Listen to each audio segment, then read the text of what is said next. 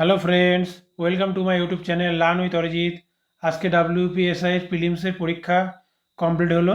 তোমরা নিশ্চয়ই সকলেই পরীক্ষাটা দিয়েছো। যাদের যাদের অবশ্যই আজকে পরীক্ষা ছিল, তোমাদের পরীক্ষা কেমন হয়েছে অবশ্যই কমেন্টে জানিও। আশা করছি তোমাদের পরীক্ষা ভালো হয়েছে, তোমরা তোমাদের বেস্ট দিতে পেরেছো। ঠিক আছে, যদি বেস্ট দিতে পারো, নিজের বেস্ট দিতে পারো, সেটাই সবথেকে বড় অ্যাচিভমেন্ট, তাই না?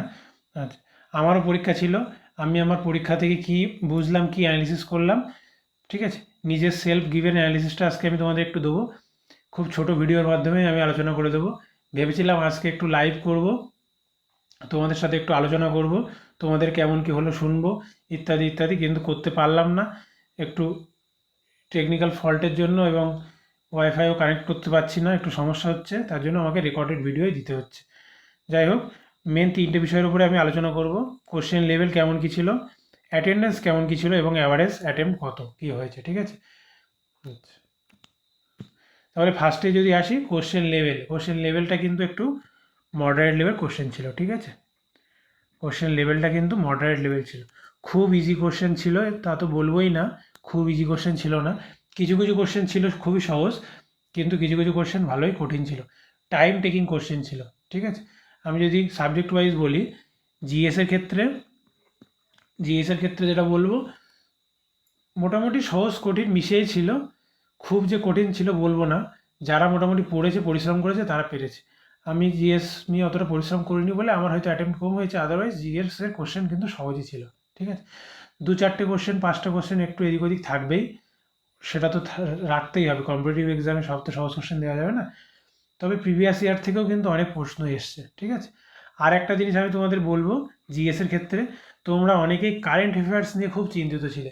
ঠিক আছে, আমি দেখবে 1 মাস আগে একটা ভিডিও আপলোড করেছিলাম, ডাব্লিউপিএসআইয়ের শেষ মুহূর্তে কী কী পড়তে হবে, বা এই এই চ্যাপ্টারগুলো যেন বাদ না যায়, এরকম একটা ভিডিও দেখবে থাম্বনেল দেওয়া আছে বা ভিডিও দেওয়া আছে।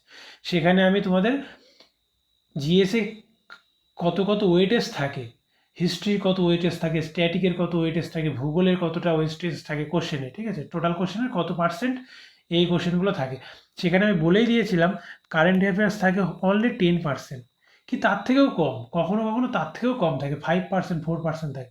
দেখো, এই আজকের পরীক্ষায় কিন্তু তার রিফ্লেকশনটাই তোমরা পেলে। তোমরা অনেকেই কারেন্ট অ্যাফেয়ার্স নিয়ে খুব চিন্তায় ছিলে, তোমরা অনেকেই বলেছিলে কারেন্ট অ্যাফেয়ার্স গুরুত্বপূর্ণ, কারেন্ট অ্যাফেয়ার্স নিয়ে আমাকে ভিডিও করে দিতে। আমি তাই তোমাদের রিকোয়েস্টে একটা ভিডিও করে দিয়েছিলাম। ঠিক আছে, কিন্তু আলটিমেটলি খুব একটা ফলদায়ক হলো না।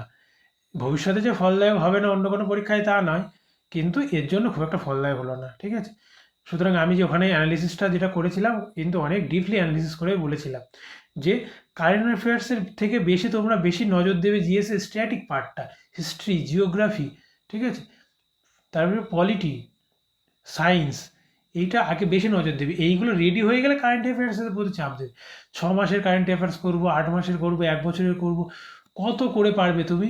করার পরে দেখবে হয়তো একটা দুটো কি তিনটে কোশ্চেন হার্ডলি আসবে। ঠিক আছে, তার থেকে তোমার হাতে যেটা আছে, তুমি ক্লাস 9-10 থেকে ছোটোবেলার থেকে যেটা পড়ে আসছো, যেটা যে পিছনে আরেকটু টাইম দিলে তোমার বেশি ইম্প্রুভমেন্ট হবে, সেটার পিছনে টাইম দেওয়া উচিত, তাই না? আশা করছি এর থেকে তোমরা কিছু শিক্ষা পেলে। ভবিষ্যতে যে আরও পরীক্ষা যদি তোমরা দেবে ডাব্লিউপির আন্ডারে, যদি তোমাদের ডাব্লিউপি কনস্টেবল যাদের আছে বা কেপি কনস্টেবল যারা দেবে, তারা এই শিক্ষাগুলো কিন্তু মাথায় রাখবে। ঠিক আছে, আচ্ছা, ম্যাথের কথা যদি বলি, ম্যাথের কোশ্চেন খুবই সহজ ছিল। দুটো একটা কোশ্চেন একটু ক্যালকুলেটিভ ছিল। ঠিক আছে, মানে সেখানে বোর্ড চেয়েছে ছেলেরা একটু ক্যালকুলেশন করুক। দেখবে আমি যখনই আমার চ্যানেলে তোমাদেরকে বেশিরভাগ সময়ই আমি কি করি, যে কুইজগুলো দিই বা যে পোস্টগুলো করি, সেখানে আমি কি দিই, আমি ক্যালকুলেশনের কুইজ দিই। 25 × 425 গুণ করলে কত হয়, বা ইত্যাদি ইত্যাদি, এর স্কোয়ার করলে কত হয়, তারপরে 43 × 47 করলে কত হয়, 55 স্কোয়ার কত হয়, ইত্যাদি ইত্যাদি। আমি ক্যালকুলেশনটা তো কেন এত জোর দিই, কেননা ক্যালকুলেশন ফাস্ট করতেই হবে। সামনে যা দিন আসছে, কোশ্চেন তো এই একই কোশ্চেন আসবে, কিন্তু কি করে দেবে, ক্যালকুলেশন কঠিন করে দেবে। যেখানে হয়তো 10% প্রফিট দিত, সেখানে 10% প্রফিট দেবে না, সেখানে হয়তো দিয়ে দেবে 37.8% প্রফিট। এবার তুমি যদি এর ভ্যালুটা ঠিকঠাক না জানো, ওখানে তো তোমার সময় লেগে যাবে, তাই না? এইটার প্রতি একটু কিন্তু জোর দিতে হবে ম্যাথে। ঠিক আছে, তোমরা যারা এর পরবর্তীকালে পরীক্ষা দেবে ক্যালকুলেশনের উপরে নিশ্চয়ই ওয়ার্ক করবে, ঠিক আছে। আমি অবশ্যই ক্যালকুলেশনের উপরে আমি ভাবছি একটা সিরিজ শুরু করব। যদি তোমরা চাও সেখানে আমরা একসাথে ক্যালকুলেশন শিখবো, যোগ বিয়োগ গুণ ভাগ পার্সেন্টেজ ফ্র্যাকশন সব শিখবো, ঠিক আছে। ক্যালকুলেশনটা ম্যাথের জন্য খুব খুব গুরুত্বপূর্ণ, বোঝা গেল। আর রিজনিংয়ের কথা যদি বলি, সবথেকে মানে যেটা আমার সবথেকে ভালো লেগেছে, রিজনিংয়ের কোশ্চেন কিন্তু সেই আগের মতো জল ভাত নর্মাল কোশ্চেন কিন্তু এখন আর দিচ্ছে না। রিজনিংয়ের কোশ্চেন অনেকটাই টাফ করে দিচ্ছে, কিছু কিছু কোশ্চেন ভালোই টাফ করে দিয়েছে। মানে টাফ এই সেন্সে বলবো, হয়তো সময় দিলে তুমি করতে পারবে, কিন্তু পরীক্ষার হলে ওই কম সময়ের মধ্যে মাথায় প্রেশার নিয়ে ওই দ্রুত সলভ করাটা কিন্তু একটা চাপের ব্যাপার হয়ে যাবে, ঠিক আছে। ভালো ভালো কোশ্চেন দিয়ে দিচ্ছে রিজনিংয়ে। এরপরে আমরা ভবিষ্যতে কিভাবে এগোবো, কিভাবে আমাদের টার্গেটটা রাখবো, কিভাবে মেইনসের প্রিপারেশান এবং ডাব্লিউপি কনস্টেবল এবং কেপি কনস্টেবলের প্রিপারেশান চালাবো, সেসব নিয়ে আমি সেপারেট ভিডিও বানিয়ে দেবো, ঠিক আছে। তাহলে আজকের কিন্তু আমার যেটা মনে হলো যে রিজনিং পোর্শনটা একটু সামান্য কঠিন বা ক্যালকুলেটিভ ছিল, কিছু কিছু কোশ্চেন, ঠিক আছে। নাম্বার সিরিজেরও কিছু কোশ্চেন আছে। তারপর একটা লেটার, সরি বারবার টেলিগ্রাম থেকে মেসেজ আসছে, মনে হয় তোমাদের কেউ মেসেজ করছে, যাই হোক দুঃখিত। এই ছিল মোটামুটি কোশ্চেন লেভেল, ঠিক আছে। লেভেল মডারেট লেভেল কোশ্চেন ছিল, খুব কঠিন না খুব সহজও না, ঠিক আছে। এসআইয়ের জন্য অ্যাজ এক্সপেক্টেড এমন এক্সপেক্ট কোশ্চেন করাই যায়, ঠিক আছে। আচ্ছা, তবে কিছু কিছু লোকের কাছে যারা একটু ভালো পরিশ্রম করেছে তাদের কাছে কিন্তু কোশ্চেন পেপারটা সহজই মনে হতে পারে, ঠিক আছে, যারা ভালো পরিশ্রম করেছে। কিন্তু ওভারঅল কোশ্চেনটা আমি মডারেটই বলবো, ঠিক আছে। অ্যাটেন্ডেন্স যদি বলি, তোমরা নিজেরাই নিজেদের রুমে দেখতে পেয়েছো, আমি আমার রুমে দেখতে পেয়েছি, পাশে দুটো চারটে রুমে যা দেখেছি, মোটামুটি কোথাও 40%, কোথাও 50%, কোথাও বা 60% অ্যাটেন্ডেন্স। অ্যাভারেজ আমি 50% থেকে 55% অ্যাটেন্ডেন্স ধরে নিচ্ছি, ঠিক আছে। আবার কোথাও হয়তো তার কমও হতে পারে, সেটা আমি বলতে পারবো না, তোমরা ভালো বলতে পারবে। আমি আমার পরীক্ষা ছিল বেলঘরিয়া স্কুলে, ঠিক আছে। আমি সেখানে দেখলাম মোটামুটি 40 থেকে 50% কি 55% অ্যাটেন্ডেন্স আছে প্রতিটা ঘরে, ঠিক আছে। এখানে তোমার অ্যাটেন্ডেন্সেই কী হয়ে গেল, অনেকটা ছেলেগুলো এখানেই তোমার কমে গেল। সেই নিয়ে চিন্তার কিছু নেই, কেননা যারা পরীক্ষা দিতে আসেনি তারা হয় তাদের কোনো সমস্যা আছে বা তারা এটা করতে চায় না বা ইত্যাদি। কিন্তু যারা পরীক্ষা দিতে এসছে তাদের মধ্যে বহু ক্যান্ডিডেট আছে যারা সিরিয়াসলি পড়াশুনো করছে, কম্পিটিশানটা তোমার তাদের সাথে, ঠিক আছে। যারা আসেনি, অর্ধেক ছেলেগুলো আসেনি বলে তুমি কম্পিটিশানে এগিয়ে গেলে এমন ভাবার কোনো কারণ নেই, ঠিক আছে। হয়তো 5 লাখ, সাপোজ বলছি 5 লাখ হয়তো ফর্ম ফিল আপ করেছে, হয়তো 50% এসছে, 2.5 লাখ এসছে, 2.5 লাখ সংখ্যাটাও কম না, ঠিক আছে। তার মধ্যে তোমাকে একটা সিট তৈরি করে নিতে হবে, তাই না?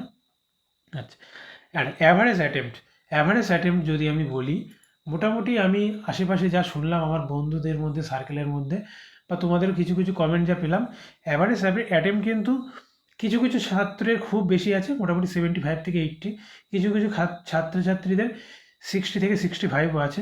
মোটামুটি অ্যাভারেজ অ্যাটেম্প্ট কিন্তু আমি বলে দিচ্ছি 65, মোটামুটি তোমরা ধরে নাও এটাই অ্যাভারেজ অ্যাটেম্প্ট, কি এর থেকে আরও একটা দুটো বেশি, দুটো তিনটে কি পাঁচটা বেশি, মোটামুটি এটা হলো অ্যাভারেজ অ্যাটেম্প্ট, নট 65 × 2 করে দিলে তোমরা দাদা তাহলে কি 130 কাট অফ যাবে, না, আমি কিন্তু তা বলছি না। কাট অফ বলা কিন্তু অত সহজ না, কাট অফ বলার জন্য অনেক কিছু ভ্যারিয়েবল থাকে, সেগুলোকে ভালো করে বিশ্লেষণ করতে হবে। ভ্যাকান্সি কত ছিল আগের বার, এখন কেমন ভ্যাকান্সি আছে, আগের লেভেলের থেকে এখন লেভেল কতটা চেঞ্জ হয়েছে, ঠিক আছে। এখন যারা অ্যাটেম্প্ট করেছে পরীক্ষায় তারা কত কেমন কি অ্যাটেম্প্ট করেছে বা তাদের স্কোর কত হচ্ছে, অনেক কিছুর উপর ডিপেন্ড করে। তোমরা ধরে নাও 65 + 2 3, ঠিক আছে, বা 67 বা 68, এটা মোটামুটি অ্যাভারেজ অ্যাটেম্প্ট, ঠিক আছে। মোটামুটি 70-এর মধ্যে ম্যাক্সিমাম সবাই অ্যাটেম্প করেছে, ঠিক আছে। এবার অনেকে হয়তো জোর করে 75টা আর 77টাও করে দিয়েছে, কিন্তু অবভিয়াসলি তারা বাইরে এসে দেখছে যে মানে দেখা চোখেই হয়তো 4 5টা 7টা ভুল গেছে, ঠিক আছে। এমন হয়তো অনেকেরই আছে, বোঝা গেল। কাট অফ নিয়ে আমি পরে ডিটেলসে একটু চর্চা করবো, আমি এখন কাট অফ নিয়ে কিছু বলবো না, ঠিক আছে। অ্যাটেম্প্ট মোটামুটি বলে দিলাম, অ্যাভারেজ অ্যাটেম্প্ট 65 থেকে 70-এর মধ্যে ধরে নাও তোমরা অ্যাভারেজ অ্যাটেম্প্ট ম্যাক্সিমাম ক্যান্ডিডেটের, ঠিক আছে। আচ্ছা, আর আমার যদি বলি আমার কেমন কি পরীক্ষা হয়েছে, আমার অ্যাটেম্প্ট কী ছিল, ঠাকুরের ইচ্ছায় আর তোমাদের সকলের ভালোবাসায় আর বাবা মার আশীর্বাদে মোটামুটি ভাবছি পাস করে যাব, অসুবিধা হবে না। আমার 150+ নাম্বার হয়তো আশা করছি হবে, ঠিক আছে।